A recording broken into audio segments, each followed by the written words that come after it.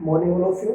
आज हमारा 11th class का third chapter, I think fourth chapter, organisation of data, आंकड़ों में व्यवस्थितीकरण करना, ये चैप्टर हमारा चल रहा था। और ये हमने आई थिंक क्रोनोलॉजिकल या फिर स्पेटिकल क्लासिफिकेशन का पॉइंट कर चुके थे।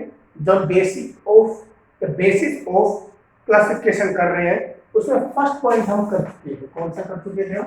फर्स्ट पॉइंट, इसको हम ज्योग्राफिकल कहते हैं।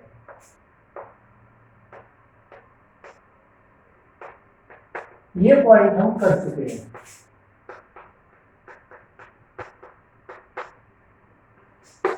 ये पॉइंट हम कर चुके हैं और इसमें जो नेक्स्ट पॉइंट आ रहा है हमारा, वो हम देखेंगे। नेक्स्ट पॉइंट हमारा आ रहा है क्रोनोलॉजिकल का। किसका आ रहा है?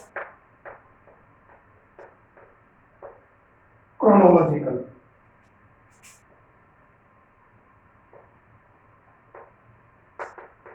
समय अनुसार जो पॉइंट आ रहा है, क्या कहते हैं? समय अनुसार वर्गीकरण।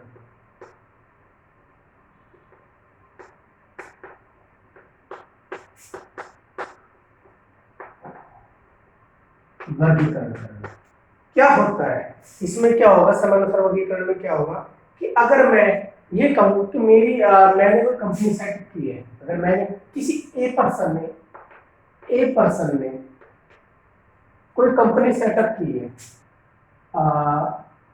ए पर्सन ने कंपनी क्या कर ली है? सेटअप कर ली है, मतलब आरंभ की है, ठीक है। तो उसको किस किस साल में कितना कितना प्रोडक्शन हुआ उसका हमें ये फाइंड आउट करना है। सपोज करो 2008, 2009 एंड 2010।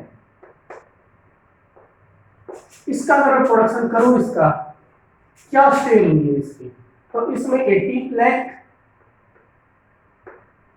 इसमें 90 लाख और इसमें 100 लाख। तो ये क्या हो रहा है? ये हमारा क्या हो रहा है? क्रोनोलॉजिकल, मतलब कि टाइम टू टाइम हमारा क्या होता जा रहा है? से इंक्रीज होता जा रहा है, या फिर टाइम टू टाइम हमारा क्या होता जाएगा? डिक्रीज होता जाएगा। क्या होता जाएगा? डिक्रीज।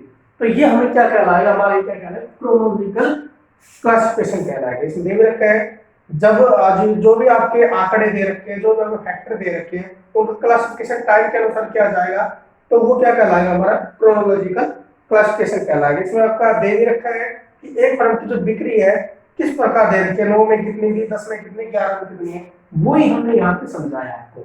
ये सिर्फ टाइम टू क्रोनोलॉजिकल ही है कि हमारे 8 में तो बिक्री होती 80 लाख रुपए की, और 9 में बिक्री होती 70 लाख की, और 10 में होती 60 लाख। तो यहाँ पे हमारी सेलिंग क्या होती जा रही है? डिक्रीज होती जा रही है।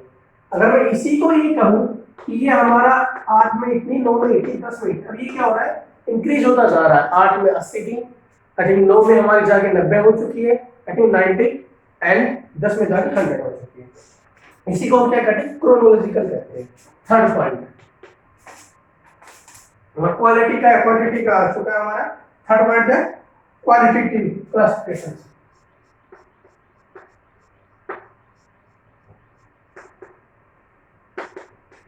क्लासिफिकेशन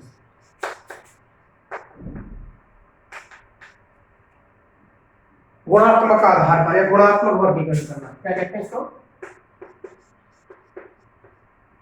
गुणात्मक वर्गीकरण करना।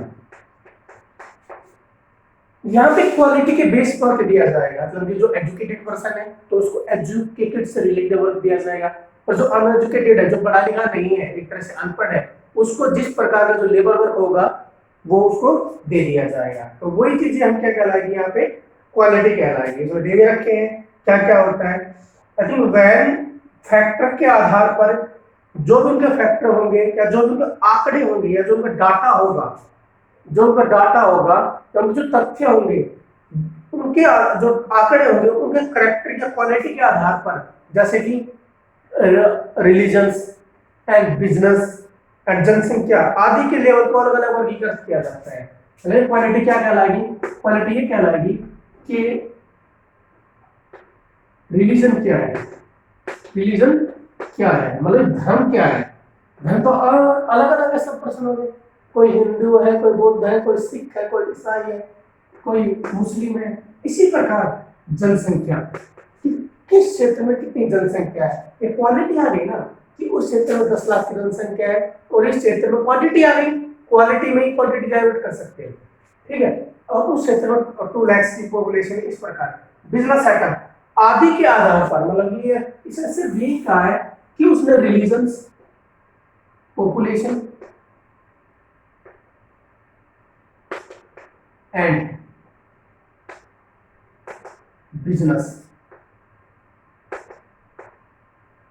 के बेस पे डाटा को क्लासिफाई कर दिया है। तो ये क्या कहलाएगी, सारी हमारी क्वालिटी कहलाएगी। तो इसमें दे भी रखा है एक्चुअली इन सभी को क्वालिटी का है, और इसी क्वालिटी को 2 टाइप से डाइवर्ट कर रखा है। इसी क्वालिटी को क्या कर रखा है, 2 टाइप से डाइवर्ट। तो क्वालिटी यही है कि हर चीज को से डिवाइड किया है। क्वालिटी ये भी, हम इसको तो क्वालिटी कह सकते हैं, हम इसको क्वालिटी कहलाएंगे कि 10 लाख पीपल है, 10,000 पीपल लगा लो, इसमें एजुकेटेड कितने हैं, अनएजुकेटेड कितने हैं, 50,000 या फिर 60,000 एजुकेटेड है एंड 40,000 अनएजुकेटेड है। अब क्वालिटी क्या है, ये एजुकेटेड है और ये क्या है, अनएजुकेटेड है, इट्स कॉल्ड क्वालिटी। ये क्वालिटी यही गुणी है, ये गुणात्मक है कि ये सारे शिक्षित और ये सारे अनशिक्षित है। तो इसी प्रकार इसने क्वालिटी के बेस पे सबको डाइवर्ट कर दिया है। तो क्या क्या इसके पॉइंट्स हैं, ये इसके 2 टाइप्स में इसको डिवाइड किया गया है। तो क्या है वो हम देखेंगे एक बार। तो जो फर्स्ट पॉइंट पे रखा है वो देखिए सिंपल क्लासिफिकेशन। फर्स्ट पॉइंट क्या देखता है, सिंपल क्लासिफिकेशन, सरलीकरण। सरलीकरण में क्या है, तो इसमें साधारण वर्गीकरण कह सकते हैं। सबको समान माना जाएगा, सबको क्या माना जाएगा, समान। जो एजुकेटेड है उनको एजुकेटेड बेस पे दिया जाएगा। आप देख सकते हो इसी को हम डिक्टोटोमी भी कहते हैं, जिसको अकॉर्डिंग टू दी डिक्टोटोमी भी कहते हैं। इसमें आंकड़ों को किसी विशेष गुण के होने या न होने का आधार पर बांटा जाता है। जैसे कि इसमें सिर्फ यही चीज थी, सिंपल मेथड का मतलब, सिंपल क्लासिफिकेशन का मतलब क्या है, एक सिंपल मेथड का मतलब क्या हुआ, इसमें आंकड़े 2 टाइप्स के होंगे। कैसे होंगे, 2 टाइप्स के होंगे, और इसको द्वंद्व सरलीकरण डिक्टोटोमी भी कहते हैं, ठीक है। 2 टाइप्स में इसको बांटा गया है, ठीक है। क्या टाइप दे रखे हो, देखो आप टाइप सी दे रखे हैं। हो सकता हो हेल्थी हो सकता हो क्या हो, हेल्थी हो सकता हो अनहेल्थी हो सकता हो एजुकेटेड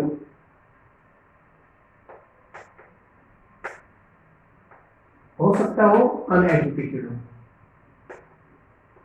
ठीक है।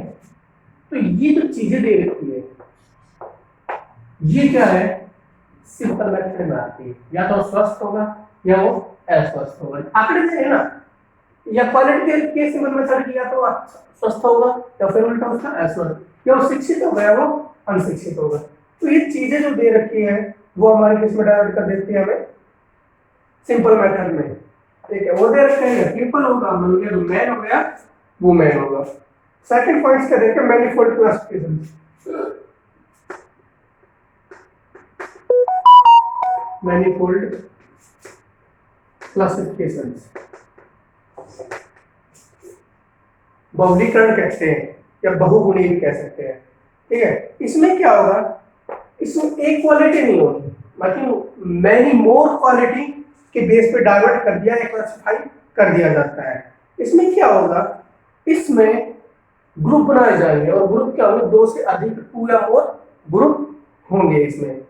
और इसमें क्या होगा, कोई भी वर्क होगा, कोई भी वर्क होगा, कार्य होगा, उस कार्य को एक मिल में या उस कार्य को एक फैक्ट्री में, एक कंपनी में 2 पार्ट में डिवाइड किया जाएगा। कितने पार्ट में, 2 पार्ट में। एक पार्ट में एजुकेटेड पर्सन होगा, दूसरे में अनएजुकेटेड पर्सन होगा, ठीक है। एक पार्ट में अच्छा स्किल, अच्छा कुशल एक्सपीरियंस होल्डर होगा, एक में अनएक्सपीरियंस होल्डर होगा।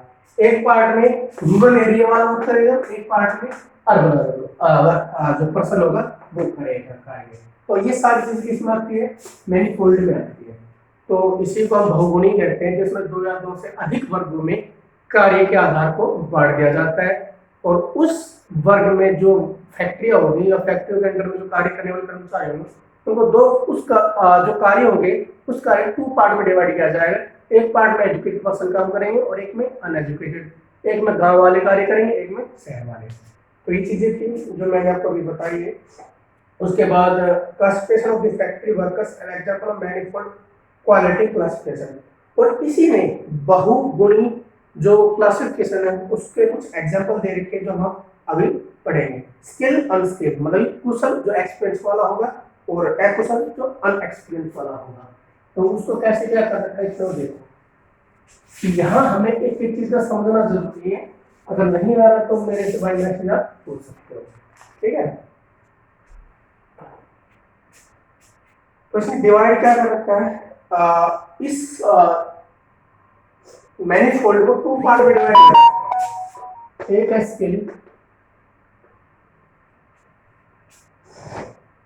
और एक है अनस्किल। इसको भी टू पार्ट में डिवाइड कर रखा है, आप देख सकते हैं इसमें दे रखा है, ठीक है। एक होगा एजुकेटेड, एक होगा अनएजुकेटेड।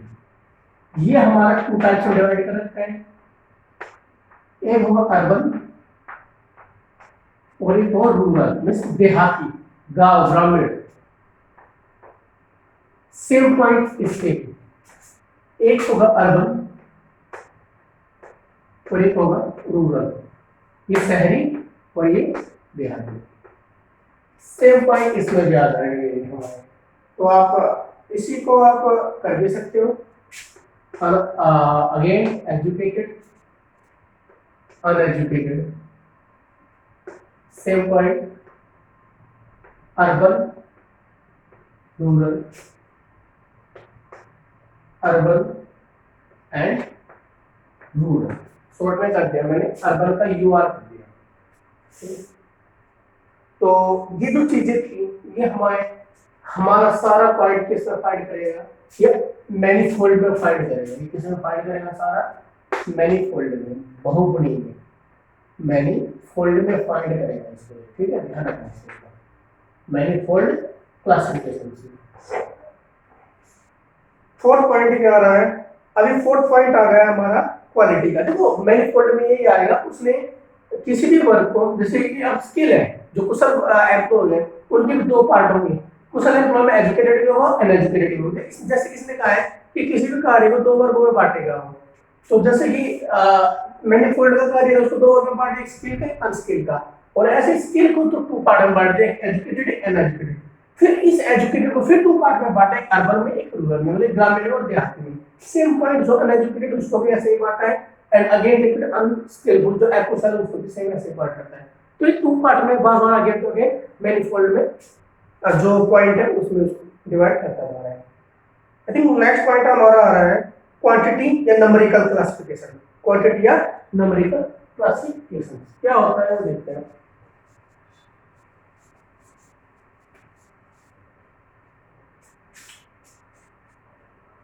क्वांटिटी नंबरिकल क्लासिफिकेशन को मात्रात्मक या संख्यात्मक कहते हैं। क्वांटिटी मात्रात्मक या संख्यात्मक कहते हैं, ध्यान रखना।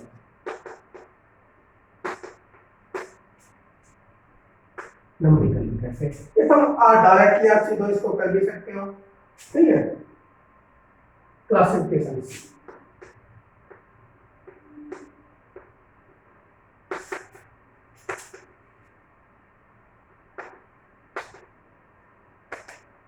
मात्रात्मक या संख्यात्मक वर्गीकरण या वर्गीकरण।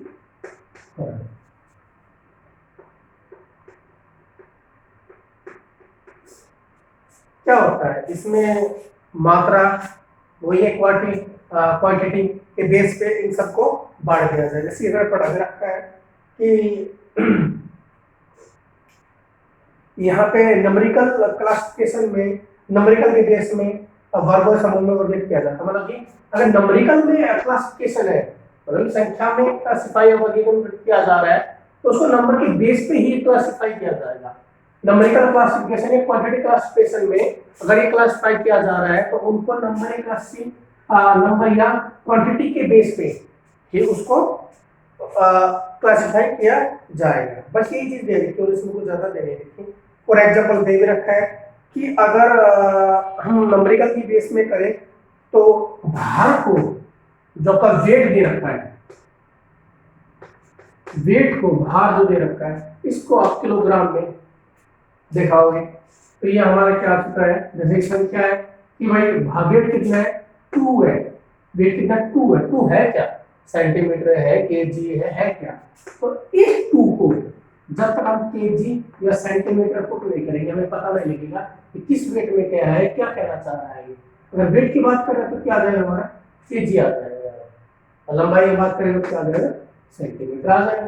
तो यहाँ पे सेंटीमीटर और केजी क्या हमारी, ये हमारी क्या है, नंबरिकल क्वालिटी के पॉइंट दे रखे हैं जिसके बेस पे जो नंबर है ये फाइंड आउट होते हैं। तो इसलिए इसको हम क्या इसमें दे रखा है, फॉर एग्जांपल अरे वेट को किलोग्राम में और लंबाई को सेंटीमीटर में व्यक्त किया जाता है। देखो आगे ना यहाँ हमारा 2 दे रखा है नंबर, बट अभी ये क्लासिफाई नहीं हुआ है जब तक इसके साथ केजी या सीएम पुट नहीं होता।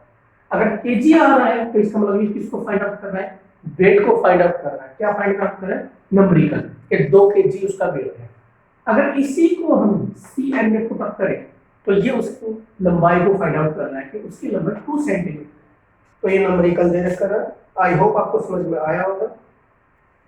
और बस उसके बाद नेक्स्ट पॉइंट आ रहा है, अगर आप करना चाहते हो तो मैं करा देता हूँ। नेक्स्ट पॉइंट लीजिए, इसमें वेरिएबल को फाइंड आउट किया गया है। तो वेरिएबल किस प्रकार फाइंड आउट कर रहे हैं वो देखते हैं, ठीक है। एक characteristic and A phenomenon which is capable of being measured and change value over time is called variables। कहने का मतलब क्या है कि किसी भी तथ्य की विशेषता प्रक्रिया जिसमें संख्या के रूप में मापा जाता है क्या कहलाती है। अगर इजीली मैं कहूँ तो अगर हम किसी भी डाटा को, किसी भी चीज को नंबर में क्लासिफाई कर रहे हैं, किसी भी डाटा है किसी भी वस्तु को नंबर में क्लासिफाई कर रहे हैं तो क्या कहलाएगा, हमारा वेरिएबल कहलाएगा। बस इजीली यही था। इसमें और दे रखा है कि वेरिएबल से फाइंड आउट ये है कि जिसमें परिवर्तन होते रहते हैं जिन्हें इस इकाई द्वारा मापा जाता है। आई थिंक परिवर्तन का मतलब क्या होगा कि वेरिएबल हो रहा है। तो इसमें एग्जांपल दे रखा है, क्या एग्जांपल दे रखा है वेरिएबल का, चेंजमेंट ये होगा कि 1 2 3 4 5 यहाँ चेंज क्या होता जा रहा है, 1 के बाद 2 2 के बाद 3 3 के बाद 4 4 के बाद 5। अगर मैं और अलग से चेंजमेंट करूं तो 11th क्लास है, 11th क्लास में 5 स्टूडेंट्स हैं। अब रोल नंबर सबके तो 1 होगा ही नहीं, तो किसी का 1 होगा, किसका 2, किसका 3, किसका 4, किसका 5। तो यहाँ पे क्या होता जा रहा है, वेरिएबल होता जा रहा है। स्टूडेंट चेंज हो रहे हैं, रोल नंबर भी क्या होते जा रहे हैं, चेंज होते जा रहे हैं। तो ये हमारा क्या कहलाएगा, वेरिएबल कहलाएगा, जिसमें किसी भी क्वांटिटी या नंबर में टाइम टू टाइम क्या होता रहे, चेंज होता रहे। इसके पार्ट करके दो डिस्क्रीट वेरिएबल। इसका क्या है कि जो इजीली इंक्रीज हो जाए। डिस्क्रीट वेरिएबल का क्या मतलब होता है, जो इजीली इंक्रीज हो जाए। Discrete variable those variable that increase in jumps and complete numbers. मतलब ऐसा वेरिएबल नंबर जो अचानक जंप कर जाए और वो कंप्लीट नंबर करे। मतलब कि अचानक जंप का मतलब एक के बाद सीधा ही 2 आए, ये नहीं कि एक के बाद 1/1 एंड 1/2 आए, 1.5 कहते हैं, ये नहीं। एक के बाद डायरेक्ट 2, 2 के बाद डायरेक्ट 3, 3 के बाद डायरेक्ट 4। तो ये सीधा जंप कर रहा है एक नंबर बाद नेक्स्ट नंबर वाले के। ये नहीं कि एक नंबर के बाद हाफ के बाद 1.5 आ रहा है, ये नहीं आ रहा, सीधा 1 के बाद 2, 2 के बाद 3। It's called discrete variable number. And next point, continuous numbers. Continuous number का मतलब देखो, ये जो एग्जांपल दिया गया है डिस्क्रीट का, ये एक तरह के क्लास के रोल नंबर भी कह सकते हैं हम। 1 2 3 4 ये नहीं है कि 1 के बाद 1.5 आ रहा है, 2.5 आ रहा है, ऐसा नहीं है। 1 2 3 क्लास नंबर आ रहे हैं तो इसको डिस्क्रीट नंबर कहेंगे। इसी पर कंटिन्यू नंबर, तो इसमें क्या होगा, ये रेगुलर इंक्रीज होते जा रहे हैं। अभी तक तो फिक्स थी भाई, राम का 2 का 2 है, श्याम का राम का 1 का 1 है, श्याम का 2 का 2 है और घनश्याम का 3 का 3 है। फिक्स है जिसके जो नंबर है। बट कंटिन्यू में क्या है कि राम की हाइट 5.1 है, श्याम की हाइट 5.2 है और घनश्याम की हाइट 5.3 है। अभी फिक्स थोड़ी रहेगी, कभी ना कभी ये इंक्रीज होती जाएगा। तो ये 5.1 से 5.2 हो सकती है, ये 5.2 से 5.3 हो सकती है और ये 5.3 5.4 हो सकती है। इट्स कॉल्ड कंटिन्यू वेरिएबल, जो टाइम टू टाइम क्या होता है, चेंज होता है। इसमें देख रखा है कि कंटिन्यू वेरिएबल वे वेरिएबल है जो निरंतर इंक्रीज होते रहते हैं। Continue variable are those variable that increase continue and in fractions. Fraction means ratio या अनुपात में दिखे, जैसे कि ये होता है। ठीक है, एग्जांपल दे रखा है किसी ऐसा स्टूडेंट होता है जो हाइट दे रखी है, तो आप इनको करके देखना, किसी को किसी भी प्रकार की कोई प्रॉब्लम हो तो प्लीज मेरे से डिस्कस करना। एक पॉइंट और कर लेते हैं, रो डाटा का शुद्ध आंकड़े क्या होते हैं। हमारा 3 है, आई थिंक रो डाटा क्या होता है, mass of data is original form is called raw data. इसका मतलब क्या है कि किसी भी अनुसंधानकर्ता के पास जो डाटा होगा वो उसका रियल डाटा होगा। फॉर एग्जांपल इसमें क्या है, एग्जांपल से आसानी से समझ में आ जाए क्या कहना चाह रहे हैं। वैसे मास ऑफ डाटा, इसके डेफिनेशन है mass of data in its original form is called raw data. Data की जितनी अधिक से अधिक संख्या है वो उसकी ओरिजिनल संख्या होगी। ये कैसे फाइंड आउट होगा, ये उसके अनुसंधानकर्ता जो उसको फाइंड आउट करने वाले पर्सन होते हैं उनके द्वारा। फॉर एग्जांपल एक कक्षा में 30 विद्यार्थी है और उनको संख्याओं में उनका एक टेस्ट किया गया किसका, स्टैटिक्स का, और उसको 50 अंकों में से प्राप्त हुए। तो कॉमन सी बात है यार, क्लास में 30 स्टूडेंट्स हैं, उनका रिटन टेस्ट हुआ 50 का, किसका, स्टैटिक्स का, स्टैटिक्स। अब किसी के 50 आ रहे हैं, 30 स्टूडेंट में से 50 से ऊपर तो आएगा नहीं किसी का, क्योंकि 50 का ही मार्क्स का पेपर हो रहा है, तो 50 का मार्क्स का पेपर 30 स्टूडेंट दे रहे हैं, तो किसी के 20 आ रहे हैं, किसी के 30 आ रहे हैं, किसी के 40, किसी के 45, किसी के 50, किसी के 47। तो इसका मतलब क्या है, फिक्स है। फिक्स क्या है कि किसी भी स्टूडेंट को 50 से ज्यादा नंबर नहीं मिलेंगे, और इन सब 30 स्टूडेंट का जो भी मार्क्स आ रहे हैं वो डाटा कहलाएगा रियल डाटा कहलाएगा। क्या कहलाएगा, रियल डाटा या रो डाटा कहलाएगा। तो ध्यान, सबसे पहली बात जो एग्जामिनर होगा वो 50 से ज्यादा किसी को मार्क्स दे नहीं सकता, और वही एग्जामिनर 30 स्टूडेंट के जितने स्टूडेंट अपेयरिंग है उस टेस्ट को देने के लिए उन सबके मार्क्स जो करेगा वो हमारा क्या कहलाएगा, रो डाटा कहलाएगा। तो इस पर हमने यहाँ तक पॉइंट कंप्लीट किया है। किसी को कोई भी प्रॉब्लम हो तो प्लीज डिस्कस कर लेना। Okay, thank you.